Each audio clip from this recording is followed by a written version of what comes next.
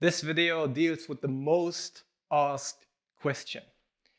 Should I buy homeownership or should I buy apartments and rent them out?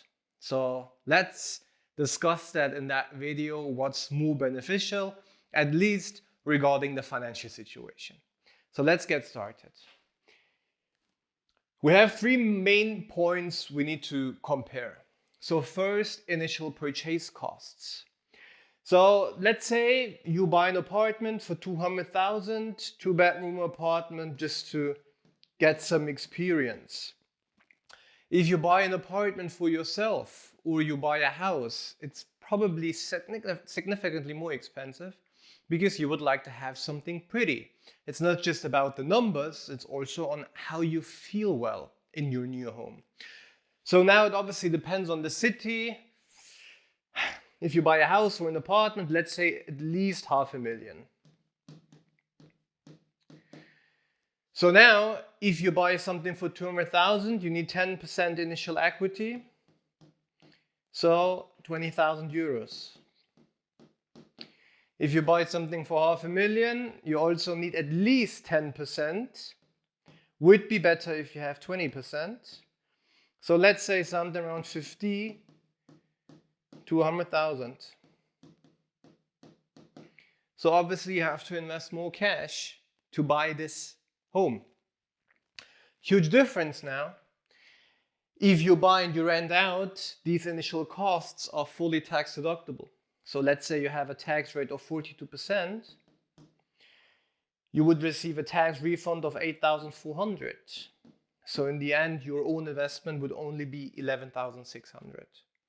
Okay, here obviously 50,000 euros to 100,000 euros are just gone for the notary, for the buying tax, and possibly a property agent. So in the first place, it's significantly more expensive, plus you definitely lose more money because this is not tax deductible. Let's move on to interest rate. So let's say you have an interest rate of 4% gross here. So let's say after taxes, because the interest rate is also tax deductible, so you would receive a tax refund. The net interest would be, let's say, 2.5. It's less if you have 42% tax rate, but let's have easy numbers. So 2.5. If we talk about home ownership, if you invest 10%, might be 4%. If you invest 20%, might be 3.5. Obviously depends on the interest rate. So let's say you have same interest rate here, 4%. But this obviously makes now a huge difference because if we have 200,000 and we have 2.5%, so we have 5,000 euros interest per annum. Net, what you pay out of your own pocket. If we consider 4%, then it would be already 20,000 euros. Just interest that you pay annually. And obviously you pay significantly more because this is compounding on 4%. And this is obviously also compounding, but just with 2.5. So the home or the house or the apartment where you live yourself is significantly more expensive in the end. Okay?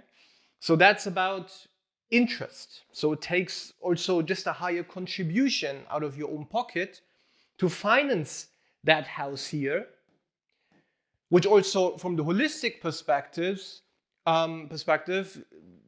leaves opportunities for you, or doesn't leave any opportunities for you to create a big investment portfolio, to buy more apartments and to rent them out.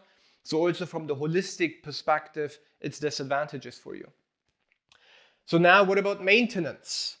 Well, if you buy something and you rent it out, maintenance is more or less fully covered by the tenant. Because the tenant needs to pay more or less for everything. Okay, if you have a home, well, then you have to pay yourself. Everything. So this is also more expensive. Let's think it through. Let's say you also have a renovation in the future. Or a modernization. Because if you have a home, then you live probably there for 15, 20, 25 years. If you stay longer in Germany, probably even longer. So in the future, there is also a renovation due. If you have an apartment, renovation, fully tax deductible. So let's say if you have 20,000 euros, 42%, another 8,400 tax return. If you have a renovation in the house, well, let's say it costs 50,000 euros, you have no tax deduction. So you have to again pay 50,000 euros out of your own pocket. Probably you don't pay 50,000 euros at that point, then you take another loan, and then you still have to pay 5,000 euros, 50,000 euros back. This is for renovation. Let's say sale opportunities. The best size of an apartment is something between 1 to 3 bedrooms. Because most of the people in Germany are living in these apartments. Okay, so you have the highest demand, which also leads to higher prices in the future. So if you would like to sell one apartment, you find many people who would like to buy this apartment, either for home ownership or also to rent it out themselves. Okay, so this is pretty easy to sell an apartment. Because even if we have higher interest rates, investors, even private investors, are interested in buying that apartment because the interest rate is fully tax deductible anyway. So if we would have the same situation as today, if you have 4% interest rate, which is higher for German situations, you have 2.5% net. So if you have 2.5% interest rate, it's still fine to buy real estate. But if you have 4% compounding on a bigger amount, because obviously you would like to make profits here. So if you would like to sell it in 20 years for 750, for example, you need to find someone who's willing to pay 4%, might be even higher, on 750. This is probably not the case. So this might, it depends on the interest rate, it might be difficult. And now you might think, well, but if I buy something and then I can sell it in the future and I will still have profits, then I can move back to my home country and so on. I don't think that this will be so easy. It depends on the situation at that point. If you have an apartment and you rent it out, the tenant is fully covering the mortgage at that point, probably anyway. So even if you leave Germany and you don't find immediately someone who's willing to pay a price which satisfies you, you don't care because you just wait because you receive the rent anyway. But if you have the house and you say, well, this is my retirement money and now I would like to retire and now I would like to leave Germany, you need to find the perfect buyer at that specific point. So you rely your financial future on any market situation in 20-25 years. Now you can say, well, I could also just easily find a tenant for this house. Well, like I said, most of the people are living in 1 to 3 bedroom apartments. So it's also not that easy to find the perfect tenant at that point. On top of that, you have to use a property management then. If you're not used to having a property management, you are back in your home country, you have to talk to a property management here in Germany, for example. So all of this might cause issues. So I always say, don't get me wrong, I don't want to tell you that you shouldn't buy home ownership. This is not what I'm trying to say. It's more about you have to be aware of a worse financial decision here. So in the end, the best way, so place 1 is buying small apartments and renting out. This is the best from the financial perspective. Second is home ownership. And third is paying rent. So you should definitely buy real estate. The question is just, Would you like to make an emotional decision, which might be worse from the financial perspective, but on the other side, it obviously also gives you emotional value. If you have a home, if you have everything pretty, everything as you like, especially if we talk about new build, for example, yes, it's totally understandable. Okay? But just from the rationale behind, it would make more sense to buy and to rent out. So before you end up buying nothing, you can definitely consider buying home ownership.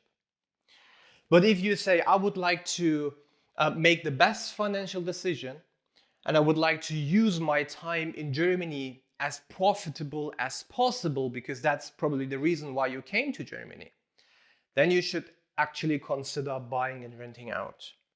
What you can do to solve more or less the emotional and the rational part, what you can do is that you do both. This is of course possible. But then you have to be really careful that you don't buy home ownership, which is really expensive. Because if you have here 4% interest rate, so 20,000 euros, plus you have 2% amortization rate, Tilgung, so the repayment rate of the loan, which would be another 10,000 euros, then you have 30,000 euros per year.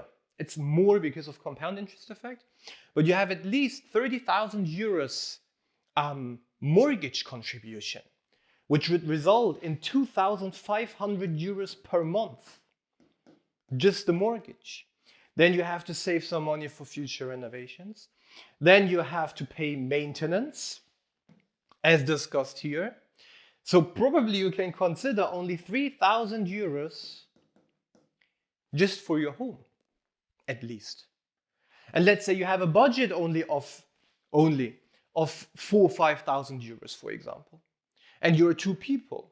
You probably don't have enough money left to invest properly, to buy further apartments, to save money for your retirement. This might cause us issues here.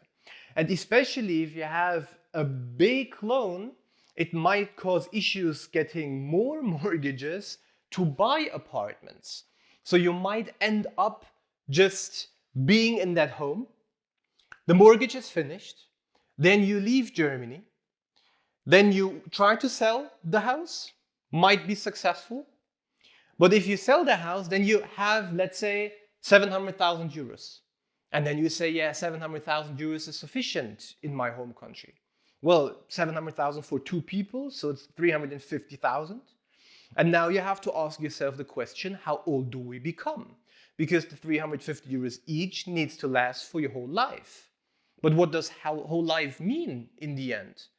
So if you become older than you assume, well, then you might end up having no money at a certain point anymore. And this has nothing to do with financial independence or financial freedom, which is the main goal of most of our clients. So if you are interested, knowing, well, how can we build up a real estate portfolio for you, which also might cover home ownership, and you would like to have clarity on what should be the next steps and what should be the time horizon for any specific real estate investments, feel free to visit our website. Register for a free initial consultation. We will discuss your individual situation and we will see how we can help you. Take care and talk.